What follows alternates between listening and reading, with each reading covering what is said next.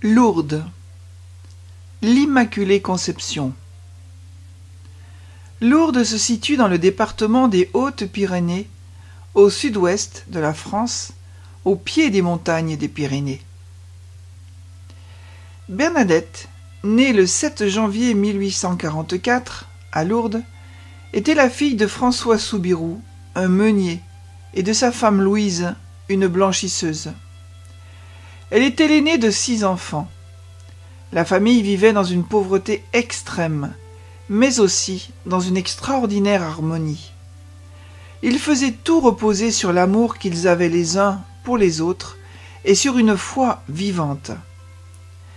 Bernadette travailla comme bergère à Bartrès, tout près de Lourdes.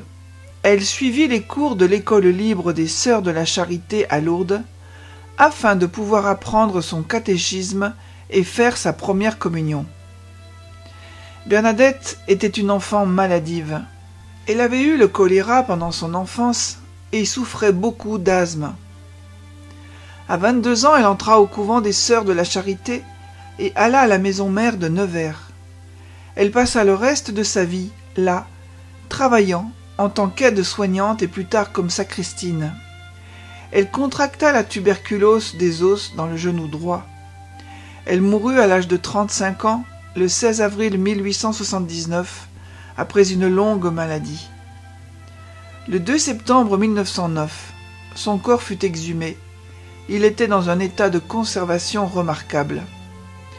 Il a été placé dans un reliquaire d'or et d'argent dans la chapelle de Sainte-Bernadette à Nevers.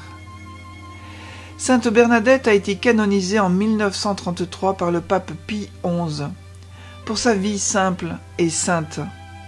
Elle est la patronne des malades et des habitants de Lourdes. De février à juillet 1858, Bernadette vécut 18 apparitions d'une dame qui se tenait dans une niche du rocher à la grotte de Massabielle, à l'extérieur de Lourdes. Notre-Dame voulait établir une relation avec Bernadette, de personne à personne. Bernadette fut invitée à ouvrir son cœur au message d'amour qui est pauvreté, repentance, prière, église. Pauvreté de cette grotte qui était sale, cachée, humide et froide.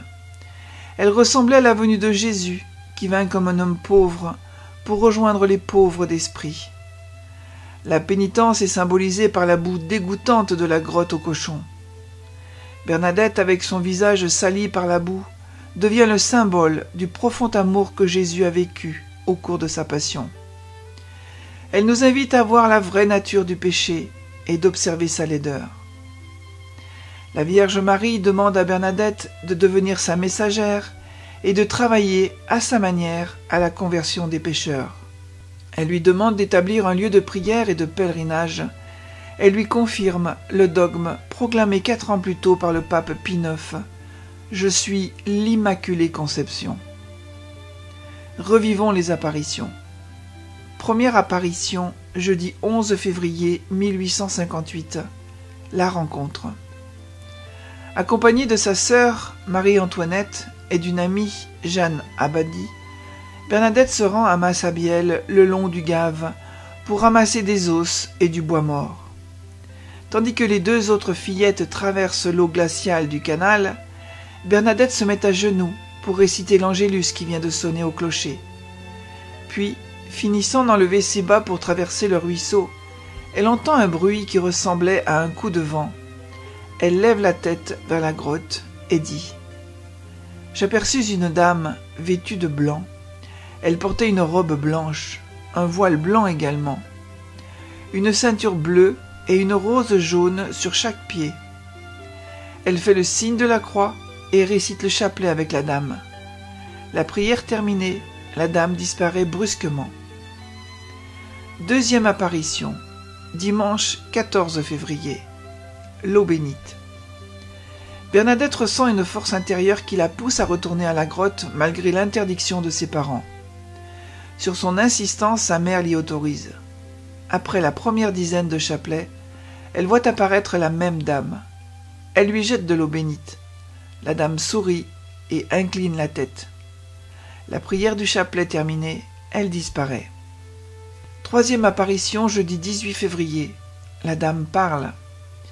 Pour la première fois, la dame parle. Bernadette lui présente un écritoire et lui demande d'écrire son nom.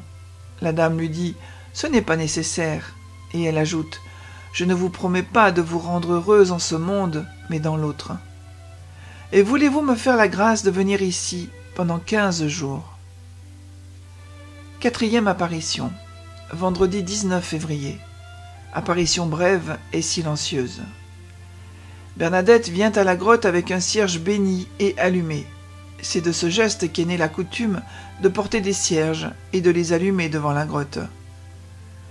Cinquième apparition, samedi 20 février, dans le silence. La dame lui a appris une prière personnelle. À la fin de la vision, une grande tristesse envahit Bernadette. Sixième apparition, dimanche 21 février, à Quéro. La dame se présente à Bernadette le matin de bonne heure. Une centaine de personnes l'accompagnent. Elle est ensuite interrogée par le commissaire de police Jacomet. Il veut lui faire dire ce qu'elle a vu. Bernadette ne lui parle que d'Aquéro, c'est-à-dire cela. Septième apparition, mardi 23 février, le secret. Entourée de 150 personnes, Bernadette se rend à la grotte. L'apparition lui révèle un secret rien que pour elle. Huitième apparition, mercredi 24 février, pénitence. C'est le message de la dame. Pénitence, pénitence, pénitence. Priez Dieu pour les pécheurs. Allez baiser la terre en pénitence pour les pécheurs. Neuvième apparition, jeudi 25 février, la source. 300 personnes sont présentes et Bernadette raconte. Elle me dit d'aller boire à la source. Je ne trouvais qu'un peu d'eau vaseuse. Au 4e essai, je pus boire. Elle me fit également manger une herbe qui se trouvait près de la fontaine. Puis la vision disparut et je m'en allais. Devant la foule qui lui demande « Sais-tu qu'on te croit folle de faire des choses pareilles ?» Elle répond seulement « C'est pour les pécheurs !» 10e apparition, samedi 27 février, silence. 800 personnes sont présentes. L'apparition est silencieuse. Bernadette boit l'eau de la source et accomplit les gestes habituels de pénitence. 11e apparition, dimanche 28 février, pénitence. Plus de 1000 personnes assistent à l'extase. Bernadette prie, baise la terre et rampe sur les genoux en signe de pénitence. Elle est ensuite emmenée chez le juge Ribes qui la menace de prison. 12e apparition, lundi 1er mars, premier miracle. Plus de 1500 personnes sont rassemblées, et parmi elles, pour la première fois, un prêtre. Dans la nuit, Catherine Latapie, une amie lourdaise, se rend à la grotte. Elle trempe son bras déboîté dans l'eau de la source. Son bras et sa main retrouvent leur souplesse. 13e apparition, mardi 2 mars.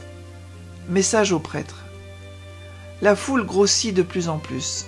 La dame lui demande « Allez dire au prêtre qu'on vienne ici en procession et qu'on y bâtisse une chapelle. » Bernadette en parle à l'abbé Péramal, curé de Lourdes.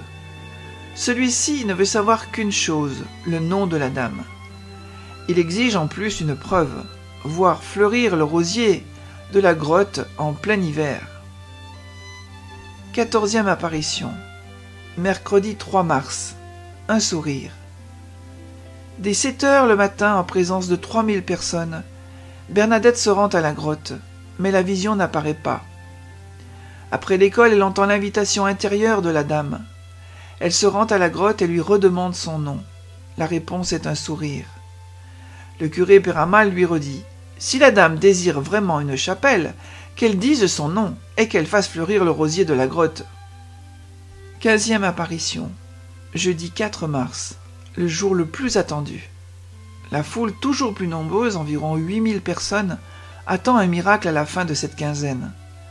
La vision est silencieuse. Le curé Péramal campe sur sa position. Pendant 20 jours, Bernadette ne va plus se rendre à la grotte. Elle n'en ressent plus l'irrésistible invitation. 16e apparition. Jeudi 25 mars, le nom que l'on attendait. La vision révèle enfin son nom, mais le rosier sur lequel elle pose les pieds au cours de ses apparitions ne fleurit pas. Bernadette raconte: elle leva les yeux au ciel, joignant en signe de prière ses mains qui étaient tendues et ouvertes vers la terre, elle me dit: Que soyera Immaculada Conceptio. Je suis l'Immaculée Conception. La jeune voyante part en courant et répète sans cesse sur le chemin des mots qu'elle ne comprend pas. Ces mots troublent le brave curé. Bernadette ignorait cette expression théologique qui désigne la Sainte Vierge. 4 ans plus tôt, en 1854, le pape Pie IX en avait fait une vérité de la foi catholique. 17e apparition. Mercredi 7 avril, le miracle du cierge. Pendant cette apparition, Bernadette tient son cierge allumé. La flamme entoure longuement sa main, sans la brûler. Ce fait est immédiatement constaté par le médecin, le docteur Douzou. 18e et dernière apparition, jeudi 16 juillet. Bernadette ressent le mystérieux appel de la grotte, mais son accès est interdit et fermé par une palissade. Elle se rend donc en face, de l'autre côté du Gave. Il me semblait que j'étais devant la grotte, à la même distance que les autres fois. Je voyais seulement la Vierge. Jamais je ne l'ai vue aussi belle. Bernadette sera une humble servante qui s'efface quand l'Église accepte le message de la Vierge Marie. En 1862, les apparitions sont reconnues officiellement par Monseigneur Laurence, évêque de Lourdes. Depuis 1858, plus de 2000 guérisons inexpliquées ont été reconnues par le corps médical, mais seulement 68 ont été déclarées miraculeuses par l'Église. Aujourd'hui, plusieurs millions de visiteurs, de pèlerins et de malades viennent chaque année, du monde entier, prier Notre-Dame de Lourdes, afin d'obtenir la grâce de la conversion et le soulagement de leurs épreuves. Prière à Notre-Dame de Lourdes. Notre-Dame de Lourdes, lumière dans le creux du rocher, vous êtes venue confirmer votre Immaculée Conception, nous apprendre à nous purifier, à faire pénitence et à prier pour les pécheurs. Donnez-nous l'espérance et la joie. Vous connaissez nos cœurs pleins de douleur, de souffrance. Vous voyez nos recherches incessantes du bonheur, nos égarements. Aidez-nous, par votre amour, votre prière et votre exemple, Mère toute pure et pleine de bonté, à savoir demander pardon, à avoir un cœur dégagé du péché. Apprenez-nous à nous ouvrir à l'amour du Père, qui ne laisse jamais ses enfants seuls, surtout dans la douleur et le désespoir. Conduisez-nous sur le chemin de la confiance en Jésus, votre Fils, notre doux et miséricordieux Sauveur. Rapprochez-nous de lui, afin qu'il nous guide jusqu'à la vie éternelle.